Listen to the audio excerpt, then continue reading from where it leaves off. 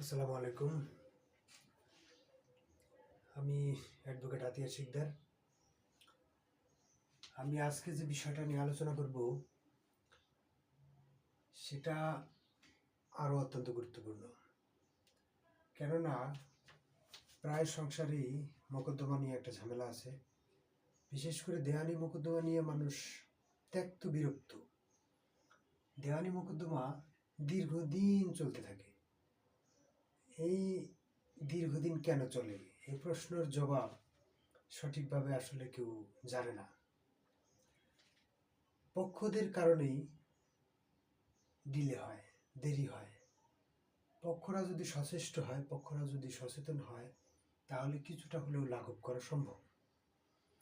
তাই এই বিষয়টা যেন প্রতিটা মানুষ যাতে জানতে পারে, সচেতন হতে পারে, সেই প্রেক্ষিতেই আমার এই আলোচনা। আমি আজকে দেওয়ানি মোকদ্দমা কেন দীর্ঘসূত্রিতা, কেন দেরি হয়, সে বিষয়টা নিয়ে বিস্তারিত আলোচনা করব। দেখতে থাকুন। দেওয়ানি মোকদ্দমা দীর্ঘায়িত করার কারণ আমি শুরু থেকে শেষ পর্যন্ত কিছুটা বলার চেষ্টা করব। দেওয়ানি মোকদ্দমা আরজি দাখিলের মাধ্যমে দায়ের করা হয়ে থাকে। অর্থাৎ দেওয়ানি মোকদ্দমা করার আগে কিছু ধাপ আছে, এই ধাপগুলো অতিক্রম করতে হয়। বিধিবদ্ধ কতগুলো স্টেজ আছে, এই স্টেজগুলো পার না করে দেওয়ানি মোকদ্দমা করা যায় না, দেওয়ানি মোকদ্দমা শেষও করা যায় না। একটা হলো, প্রথমে হলো আরজি দাখিলের মাধ্যমে একটি মামলার উদ্ভব হয়। আরজিটা দাখিল করলেন, আরজিটা দাখিল করার পরে 5 কর্মদিবসের মধ্যে সমন প্রেরণ করতে হয়। এটা কোর্টের কাজ। কোর্টে যখন আমরা একটা আরজি দাখিল করি, আরজি দাখিলের পরে যদি আমরা সমনের সব প্রসেস দিয়ে রাখি, সমনের খরচও দিতে হবে। সমনের খরচ দিয়ে রাখলে সমনটা পাঠিয়ে দেবে। সমন পাওয়ার পরে এবার বিবাদী পক্ষের কাজ। বিবাদী পক্ষ সমন পাইল, সমন পাওয়ার পরে ওনার কাজ কি? ওনার কাজ হলো 30 দিনের মধ্যে, অর্থাৎ 30 কার্য দিবসের মধ্যে উনি লিখিত জবাব দাখিল করার কথা ওনার।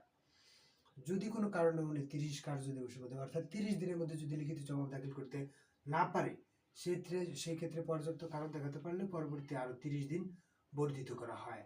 অর্থাৎ 30 + 30 60 দিনের মধ্যে উনি লিখিত জবাব দাখিল করবে। যদি 60 দিনের মধ্যে লিখিত জবাব দাখিল করতে না পারে, সেই ক্ষেত্রে মামলা একতরফা শুনানি বা অন্য কোনো স্টেজে চলে যাবে। লিখিত জবাব দাখিল করলো, মনে করেন বিবাদী পক্ষ লিখিত জবাব দাখিল করলে, লিখিত জবাব দাখিল করার পরে এবার কোর্ট 2012 সালের পূর্বে ছিল এডিআর, অর্থাৎ অল্টারনেটিভ ডিসপিউট রেজুলেশন, বিকল্প পদ্ধতিতে মোকদ্দমার নিষ্পত্তি। আদালত 2012 সালের পূর্বে বিকল্প পদ্ধতির নিষ্পত্তিটা ছিল আইনে, কিন্তু বাধ্যতামূলক ছিল না। তখন শুধু ফর্মালিটি ছিল, করলেও করতে পারতো, না করলেও অসুবিধা ছিল না। কিন্তু 2012 সালের পর থেকে এই এডিআর করতে বাধ্য, এডিআর করতেই হবে। এটা হলো সংযুক্ত করা হয়েছে।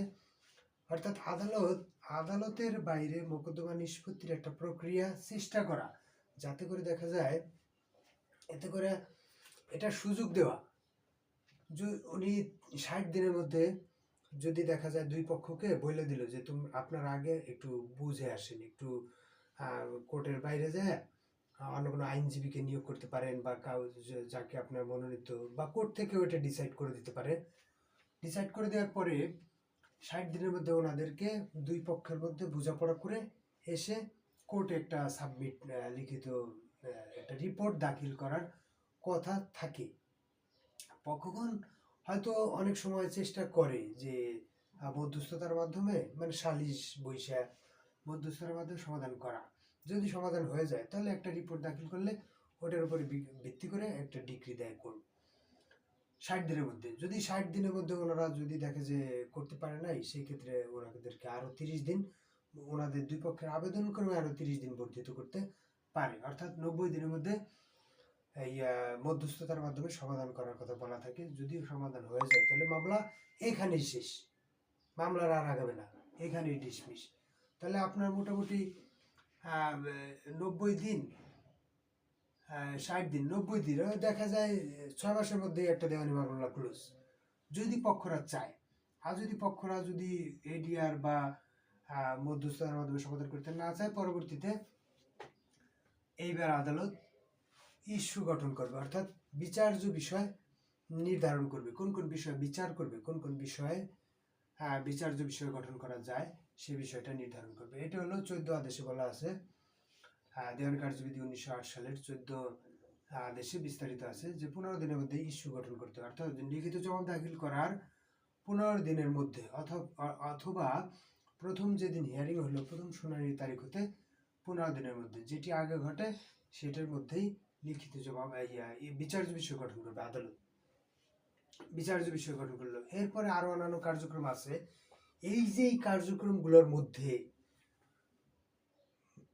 দেখা যায়, এই কার্যক্রমগুলোর মধ্যে কোর্টে বাদীপক্ষ আসতেছে, রাস্তায় একটা অ্যাক্সিডেন্ট হতে পারে, কিংবা কোর্টে একটা ডেট পড়ছে, ডেটের মধ্যেই দেখা যায় একজন মারা যেতে পারে, একটা অ্যাক্ট অফ গড, আল্লাহ প্রদত্ত কোনো প্রাকৃতিক দুর্যোগ হতে পারে না, বা অন্য কোনো প্রবলেমও হতে পারে, অসুস্থ থাকতে পারে, রাস্তায় কোনো দুর্ঘটনা ঘটতে পারে।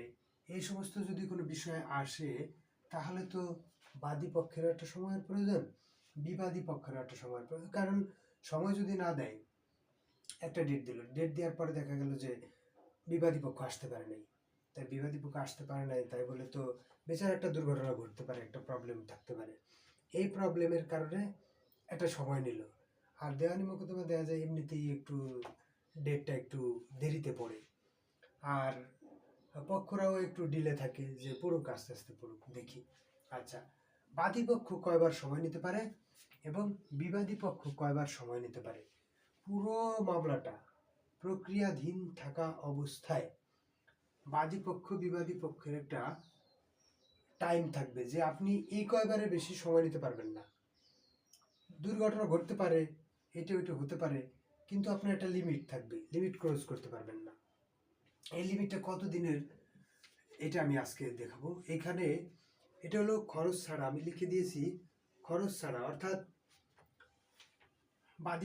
বাদীপক্ষ কয়বার পারবে দেখেন। বাদীপক্ষ টোটাল মোকদ্দমায় চূড়ান্ত শুনানির পূর্ব পর্যন্ত, মোকদ্দমার দুইটাই স্টেজ থাকবে, একটা চূড়ান্ত শুনানির সময় আর একটা চূড়ান্ত শুনানির পূর্ব পর্যন্ত।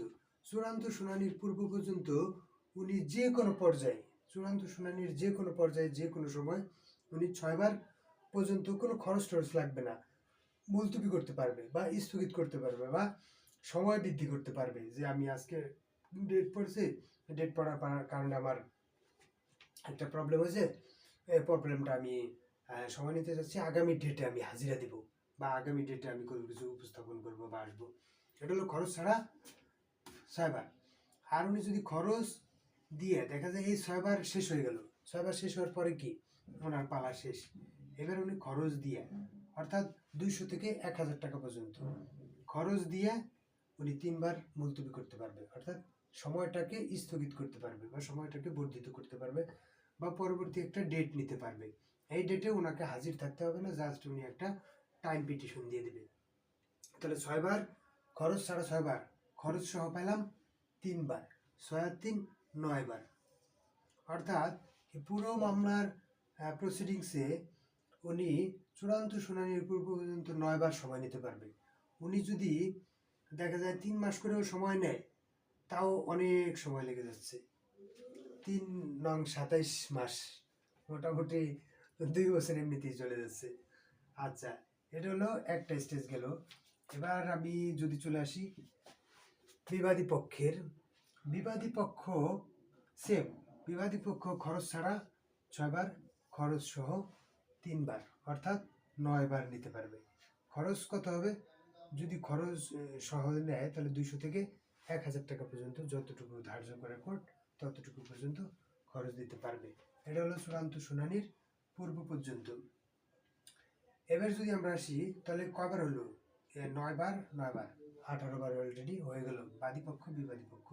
এবার যদি আমি আসি চূড়ান্ত শুনানির সময়, চূড়ান্ত শুনানির সময় সাধারণত বাদী এবং বিবাদী পক্ষ কোনো সময়ের আবেদন করতে পারবে না, তবে শর্ত থাকে যে, এখানে বলা আছে আইনে যে শর্ত থাকে যে যদি যৌক্তিক কারণ হয়, যৌক্তিক কারণও দেখা যায়, যৌক্তিক কারণের প্রেক্ষিতে খরচ সহ 1000 টাকা থেকে 3000 টাকা পর্যন্ত খরচ সহ যদি জমা দেয় তাহলে বাদীও পারবে 3 বার, বিবাদীও পারবে 3 বার। এই 3 3 6বার চূড়ান্ত শুনানির সময়ও উনি সময় নিতে পারবে বা মুলতবি করতে পারবে বা স্থগিত করতে পারবে। এই মোট তাহলে 9 না 18 আর হলো 6, মোটামুটি 24বার সময়ের আবেদন করতে পারবে উভয় পক্ষ। অ্যাকচুয়ালি দেওয়ানি মোকদ্দমার এই সময়ের কারণেই দেখা যায় যে বাদী বিবাদী সময়ের কারণেই সময়টা অনেক বেশি লেগে যায়। তো আরও যদি কিছু জানার থাকে কমেন্টসে বলে দিতে পারেন, আমি ইনশাল্লাহ জানানোর চেষ্টা করব। সবাইকে ধন্যবাদ। আসসালামু আলাইকুম।